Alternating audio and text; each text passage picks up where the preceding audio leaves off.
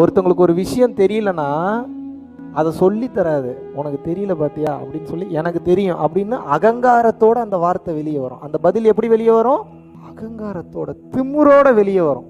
ரெண்டு இருக்கு, brain centred, heart centred. Brain சென்டர்டா இருந்தீங்க அப்படின்னா அறிவு வேலை செய்யும். ஹார்ட் சென்டர்டா இருந்தீங்கன்னா உணர்வு வேலை செய்யும். அறிவு வேலை செஞ்சதுன்னா ஆளை முடிச்சிடும் ஒரு கட்டத்துக்கு மேலே. Stress, depression. இதயம் வேலை செய்ததென்றால் உணர்வு வேலை செய்யும். ஜாலியாக இருப்பீங்க. எப்படி இருப்பீங்க தம்பி? எல்லாம் கரெக்டு. ஜாலியாக இருந்தால் என் வேலையெல்லாம் யார் பார்க்குறது? தானாகவே நடக்கும். எழுதி தரேன். நான் எப்படி நான் நம்புறது? இப்போ நான் ஒரு கேள்வி கேட்பேன் உங்ககிட்ட. இத்தனை வருஷம் பிரெயின் சென்டர்டாக வேலை பார்த்தீங்களா? ஏதாவது கரெக்டாக நடந்ததா உங்களுக்கு?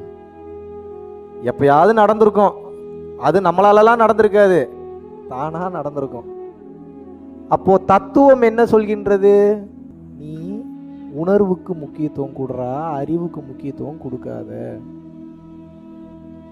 ஏன் உணர்வுனா முதல்ல என்ன? பல பேருக்கு அதுலயே ஒரு டவுட் இருக்கும். உணர்வுனா என்ன அப்படின்னா, இப்போ உங்க பொண்டாட்டியவோ புருஷனவோ அடிக்க போறீங்கன்னு வச்சுப்போம். ரெண்டு பக்கமும் நடக்குது, அதனால ரெண்டு பக்கம் பொண்டாட்டியவோ இல்லை புருஷனவோ ஓங்கி அடிக்க போறீங்க. தப்பு தான் பண்ணியிருப்பாங்க ஆப்போசிட்ல இருக்கிறவங்க, 100% தப்பு தான். கால்குலேஷன் படி பார்த்தா என்ன தப்பு தான் அவங்க பண்ணது, மாற்றுக்கிறதே இல்லை. ஏதோ ஒரு மிஸ்டேக், தப்பு பண்ணிட்டாங்க. அப்போ அடிக்கணும்னு தோணும், திட்டணும்னு தோணும், என்ன சொன்னாலும் திருந்த மாட்டாளேன்னு தோணும், என்ன சொன்னாலும் திருந்த மாட்டானேன்னு தோணும். அப்போ உங்க மூளை என்ன சொல்லும்? அவனை அடி, அவனை கொல்லு, அவ பண்ணது தப்பு, அது சரியில்லை அப்படின்னு சொல்லும். கரெக்டு தான், அந்த இடத்துல கரெக்டு தப்பெல்லாம் பார்க்கக்கூடாது. இதயம் என்ன சொல்லும்? டேய், 1000 தான் இருந்தாலும் உன் பொண்டாட்டிடாவ,